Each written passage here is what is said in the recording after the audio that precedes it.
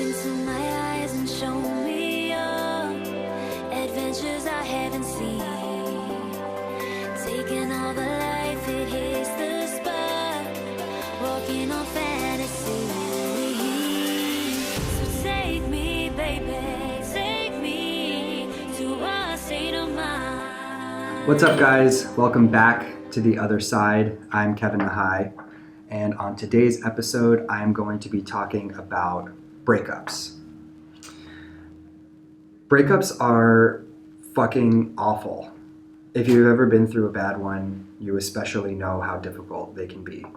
And no bullshit, I recently went through a breakup that was heart-wrenching. It was terrible. It was long, it was drawn out, it was devastating, and for a long time, I was really heartbroken. I cried more from this breakup than I think I've ever cried in my life. I'm extremely sensitive. I'm very, very emotional. I get really, really invested in my partner. And so the hardest thing for me is that when I lose my partner, when I feel like that person's no longer a part of my life, I feel like I have lost a part of myself, because I invest myself very, very deeply in my relationships. The other thing that I've discovered is incredibly hard about breakups, or at least my recent breakup in specific, is that you go from having a person every single day who you talk to about everything and nothing to all of a sudden that person's gone. So on a Thursday, you're talking to that person about the job that you got, the fight you got in with your parents, something you're excited about, something you're upset about. You laugh, you cry, you have sex, you spend all this time together. And then just like this, on a Friday, they're gone. The rug has been pulled out from under you. That support system is gone.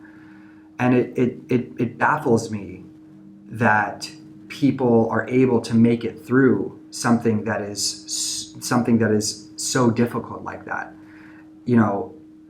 When I was in the midst of my breakup, I really thought to myself, like, holy fuck, how am I going to make it through this? Am I going to be okay?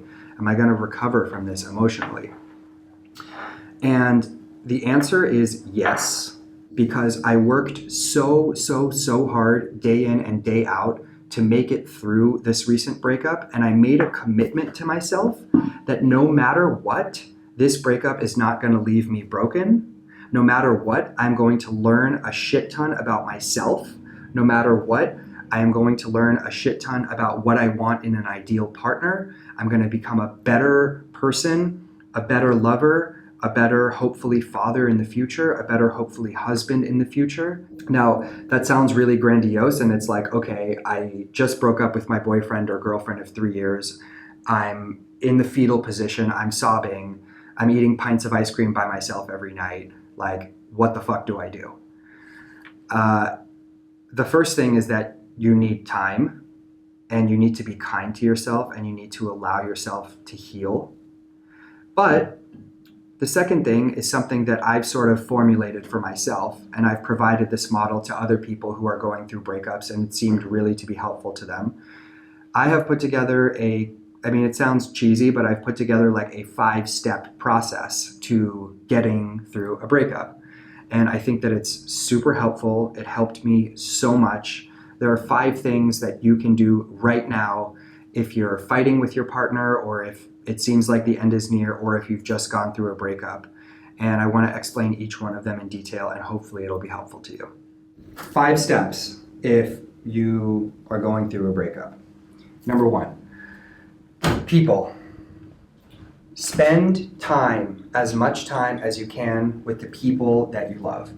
Clear your fucking schedule, especially in the first month, and every night of the week, or as often as possible, hang out with your best friend, hang out with your mom, hang out with your dog, go to events, go to concerts, be with people. Be with people that make you feel good. I cannot tell you how important this is. Number 2, personal discovery and personal responsibility. Okay, this involves making a list. The first thing is you need to make a list of everything you discovered about yourself in this relationship. So while you were in that relationship, what did you learn about the person that you are? Are you a loving person? Are you a guarded person? Are you affectionate? Are you warm? Are you more cold? Does it take a long time for you to warm up to people? How are you in the relationship? What's the dynamic of your relationship? What are your strengths? What are your weaknesses? What do you bring to the table, right? And once you've made a list of all of those things, like what did I really learn about myself in that relationship? Then you need to take responsibility, full responsibility for all of those things. And you need to make a second list of the things that you want to do better in your next relationship. So that's where the responsibility piece comes in. I take full responsibility for that. I don't blame anything on my partner, no matter what she did right, no matter what she did wrong. It's just about me. It's just about taking responsibility, making lists about what I did wrong, what I learned about myself, and overcoming those things so that the next time I'm in a relationship, I won't be making the same mistakes. The third thing is my favorite. Write a list right now with a pen and paper as soon as you watch this video of the 25 things you love most about yourself. Fucking love yourself. Be kind to yourself. Really sit and think, who am I? Kevin Nahai. What is the essence of the person that I am? Underneath my ego, underneath my anxiety, underneath the mistakes I've made, stop judging myself and figure out what are the things I really love about who I am. Make a list of them, 25 of them. There's a reason that it's 25. 25 is long enough that you really have to think about it. You can't just say, oh, I'm trustworthy, oh, I'm funny, and cliche shit like that. But it's not so long that you start deluding yourself and you start making things up about yourself that aren't true. Make a list, 25 things you really love about who you are, and be specific. Number 4, affirmations and intentions. Make a list of how you want to be in your relationship and write affirmations as if they have already happened. So if you are a codependent person and you struggle with codependency in your relationships, your affirmation is, I am strong, I am secure, I am 100% complete, fulfilled, and content on my own. Even if it's not true, write affirmations like that. Make a list of all of them, exactly the way you want to be in your next relationship or in your life. And start to tell yourself those things as if they are true, okay? So if you have a really bad temper and you know that you have a tendency to lose your temper, your intention, your affirmation is, whenever I get upset, I am cool, I'm calm, and I'm collected. Even if that's not true right now, even if you're lying to yourself right now, the more you tell yourself that affirmation every single day, 100 times a day, the more your brain starts to believe that message, the more your behavior changes. And eventually you become your affirmation. And it's sinister, it's bizarre, it's scary how quickly that actually works. Number 5, make a list of your ideal partner and be specific. I don't mean superficial shit like my ideal partner is a petite brunette with brown eyes, even though that is my ideal partner.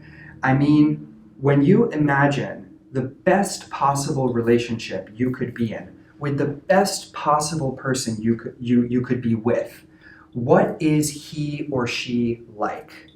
Who is that person? What's the dynamic of your relationship?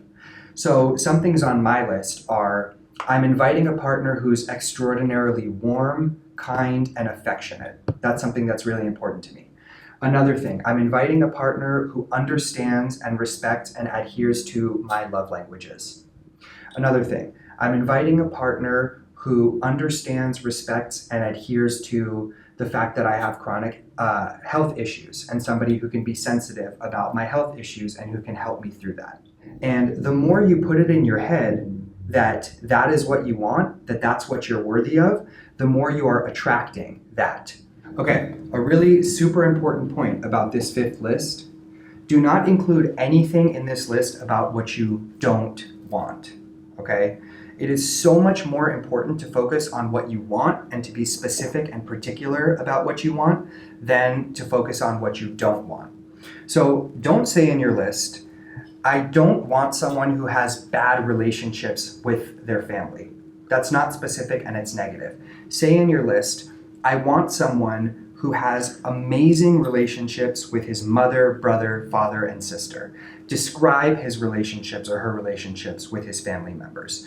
Make a list. Talk about how amazing those relationships are. Get specific about it. Don't say, I want someone who does not smoke cigarettes. Instead, say, I want someone who is absolutely committed to his or her health and does everything in his or her power to prioritize their health. The more you focus on the things you want, the more you will attract those things.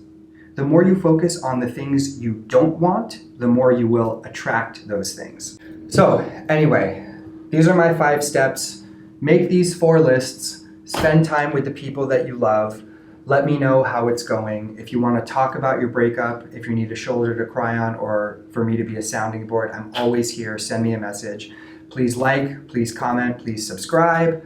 Let me know how you're doing, and I will see you guys in the next video.